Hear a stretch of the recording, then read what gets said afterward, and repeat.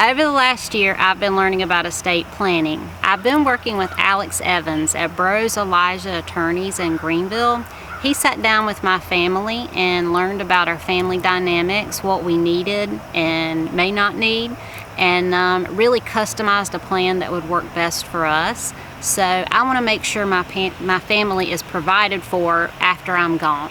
I want to make sure I leave a legacy. So turn off all distractions and take a few minutes and listen as Alex talks about wills, trusts, probates, estate planning.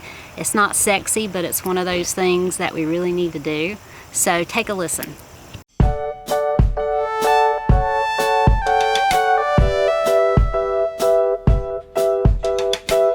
So when we talk about estate planning, we're really talking about planning for two different events.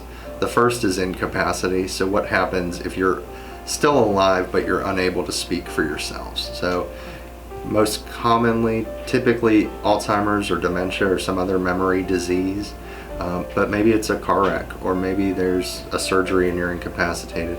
Who are we going to appoint to make those decisions when you can't speak for yourself?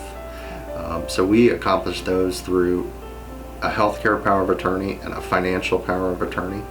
Those appoint agents to make those decisions when you can't. So the second part is what happens when somebody passes away. And when somebody passes away, we essentially have choices between basically two documents. So a will, which most people have heard of, and a trust, which again, most people have heard of, but what they do fundamentally is different. So a will is very good at circumventing the state patterns of intestacy, or that legislative guide to what happens when somebody passes away.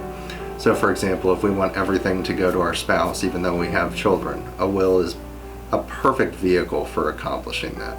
So again, with the will, we have to go through that probate process, which in South Carolina typically takes about 9 months to a year, where those assets are tied up. We can sell them if the will gives us specific permission to sell the real estate, or we can ask the court for special permission to sell real estate. So when we start thinking about, okay, so a will is a good start. We know we have to go through probate. How do we get around probate? The revocable living trust has kind of become the estate planning attorney's answer to that question. A trust is super simple and super effective at its kind of most common function, which is avoiding probate.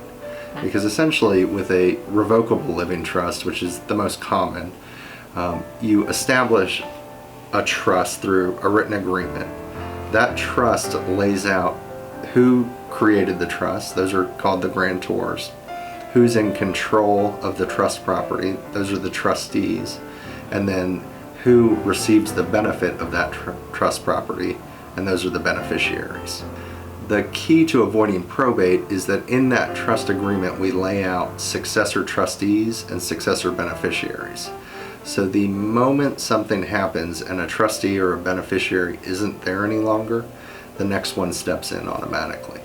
So while somebody is alive, they are the trustee and the beneficiary of their revocable living trust.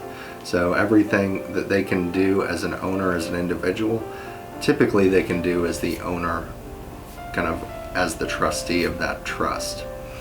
The nice thing is that the second that they pass away or become incapacitated, the next trustee in line steps in, the next beneficiaries in line step in. So I admit, talking about death is not fun. It's not something we look forward to doing, but it's something that we all need to do to protect our families. Alex is here to help if you need him, or find another attorney. It doesn't matter, but find someone.